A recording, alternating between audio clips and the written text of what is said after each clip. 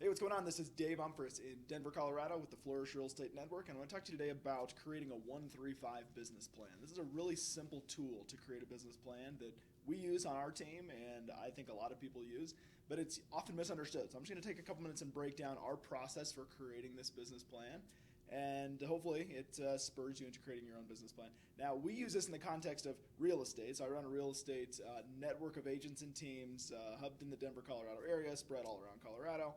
We call ourselves the Flourish Real Estate Network, and as a result of real estate sales, we focus on causes that we would say limit human flourishing. So food insecurity, homelessness, human trafficking, things that we say locally prevent somebody from living a flourishing life. And internationally, it's different. It's things like water projects and HIV/AIDS work and community transformation stuff. So that's who we are. That's where we operate. That's why we're talking about real estate. But this applies just as much to pretty much anything. I use this plan to create a business plan for other businesses I run, for other tasks that I want to accomplish, things like that. So you can use this for just about anything. So let's start at the top. The first thing you do when you're creating a 135 business plan is getting really clear on your one. And so because we're talking about the context of running a real estate business, there's really three ways that we could come up with our one, our main goal. And it's really important that we have one clear, concise goal for our year, not lots of different goals, because it's easy to hide behind lots of different goals. If you set 3 or 4 goals for the year and you're on track with one but not on the other 2 or 3, it's going to be pretty easy to hide behind that one and avoid the other ones. And so it's really important that we start with one clear, concise goal, and we can really make that in units, GCI, or volume are kind of the 3 different ways that we could measure our year. And I always encourage people to go with units. Similar with what we just said about having multiple goals, if you're focused on volume or GCI, it's really easy to hide behind or to have this Hail Mary mentality with your goals that you'll get there eventually. Let's pretend you set a goal to sell $10 million in volume, and halfway through the year you've only sold 2. Well, it's easy for you to say, well, I could still get that $2 million deal, or I have this client in the pipeline that wants to sell a $2 million house and buy a $3 million house. I mean, that's $5 million right there. Like, we're eternal optimists. That's why we're in this industry.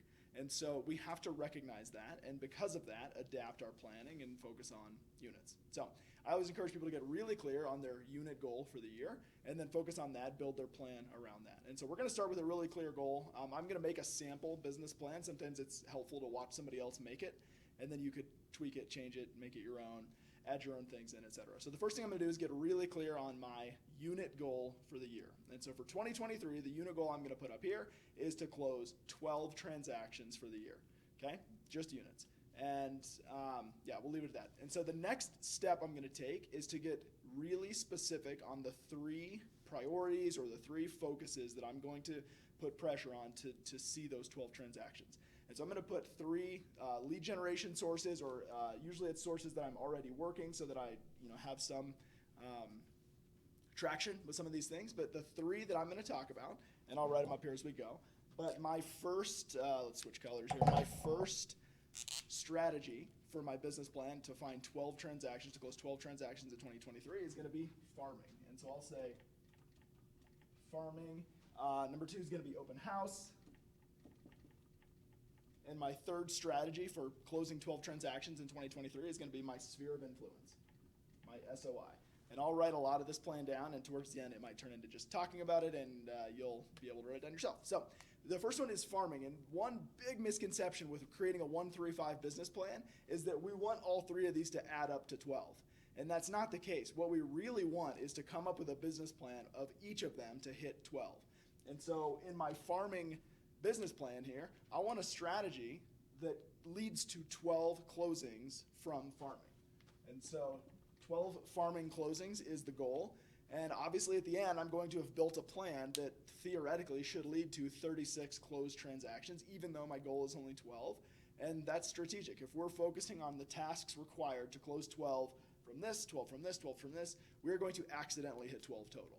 And so that's part of the beauty of a 135 business plan, is that it makes it pretty difficult to fail if we're actually sticking with the commitments that we make for ourselves. And so let's start with farming. And so my goal now is to come up with a plan that I'm going to close 12 transactions a year from farming. And so I'm going to come up with 5 strategies. Let's see. What's another word for it? 5 focuses, 5 things that I'm going to do within the world of farming each week, each month, each year, in order to hit 12. And so the first thing I'm going to do, and I'll just create some buzzwords here. So the first thing I'm going to do is knock. I have picked the neighborhood that I'm going to farm in, and I'm going to knock every door in that neighborhood with a market update once a month. And so I could flesh this out even more, but knock every door once a month. The second thing I'm going to do is hold 2 open houses every month in this neighborhood. And so if it's not my listing, I need to go find listings in that neighborhood, talk to the listing agent, express why it's of value to them, and help them see that it would benefit them if I could hold their listing open, and bring them some sort of value in return, like a referral fee if somebody buys it off the open house, things like that. I'm going to do all the work I can to get 2 open houses in that neighborhood each month.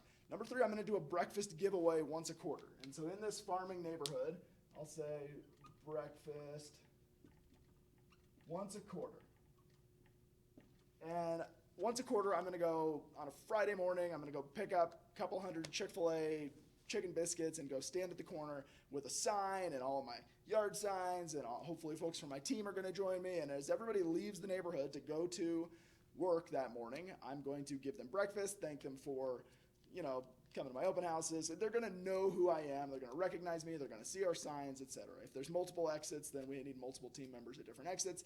But once a quarter, I'm going to do breakfast for the neighborhood. Number 4, I'm going to do some sort of community barbecue or fundraiser in the summer. So maybe there's a park in the middle of the neighborhood. We're going to do a big barbecue. We're going to make it, I love tying fundraisers to events to get people excited, get them there, and help them see a little bit more about who we are and sort of tie our vision to any event we're doing. And so we might make that barbecue part of a fundraiser, but we're going to do some sort of community, that says barbecue, at some point in the summer where we are getting everybody together. And then the last strategy for my farming 135 business plan is going to be 4 drives. And so 4 times in the year, I'm going to hold some kind of drive. That might be a food drive in April, a coat drive in October, another food drive in November before Thanksgiving, a toy drive in December for Toys for Tots. But 4 times a year, I'm going to knock every door in the neighborhood with a flyer about whatever drive we're doing, and I'm going to give it to the neighbor, thank them for their partnership throughout the year, and remind them who we are, what we do. But I'm going to get them something in their hand that says, this is what we're going to do for this drive. And so it's also going to tie them back to our vision as a company. So that's our 5th strategy for farming, is doing 4 drives for the year. Okay, number 2, let's go to open houses. We'll do this one a little bit quicker. And so in my business plan for open houses, again, I need to come up with a plan that should lead to 12 transactions from open houses, not 4 or 6 or whatever my math might have broken down to. And so that should change my activities. A mentor of mine said the only purpose of a goal is to dictate your activities. Like, a goal shouldn't actually get you that excited or get you to change much. A goal should tell you what you need to do today, what you need to do later on today, and what you need to do tomorrow. Like, the only purpose of a goal is to dictate activities. And so number 2, open houses. Let's create our business plan for open houses. The first thing I'm going to do is hold at least 1 open house every weekend. I'm going to get really clear about how many of them I'm going to hold. And so you could say 4 a month, or you could say 1 every weekend. I'll just say 4 a month for clarity's sake. And so I'm going to hold 1 open house a weekend. Number 2, I'm going to employ some sort of strategic sign-in process to optimize my follow-up. So if I can get accurate contact information from every person that comes in, I'll have much better follow-up. And so if you want to talk more about this, we can talk more in my open house class, but we do things like giveaways that require people to give accurate information so that they can win what we're giving away, things like that. But I need to accurately have contact information to follow up. So that's my number 2, is contact info or follow-up strategy set. So number 3, I'm going to have a goal of getting 10 neighbors into every open house. And so every time I hold an open house, my goal is to get 10 neighbors in that door. And so to do that, this is a good example within a 135 of sometimes it turns into a 1355. So we have a 5 additional strategies within one of these strategies. And so let's say I had 10 neighbors in my strategy there. Well, to get 10 neighbors in the door, I need to, one of my sub-strategies would be knock on 50 doors before every open house. 10 on this side, 10 on this side, and 30 across the street, whatever my math might be. I'm going to knock on a certain amount of neighbors' doors with an invitation, encouraging them to come to the open house. I'm going to call the neighborhood the day before and tell them, great news, we're selling your neighbor's house tomorrow. We'd love it if you stopped by. That might be another sub-strategy. I'm going to send postcards out the week before if it's my listing and I actually know that it's going to still be available a week from now. I'm going to do all of these sub-strategies to be able to get 10 neighbors in the door. So that was my number 3, was get 10 neighbors in the door. Number 4 is send follow-up video texts to every guest within 30 minutes of the open house ending. And so when that open house ends, I'm going to record a quick video text specific to that person. Hey, Josh, thanks for stopping by. It was great to meet you at the open house. Let me know if I can help, or whatever your follow-up might be.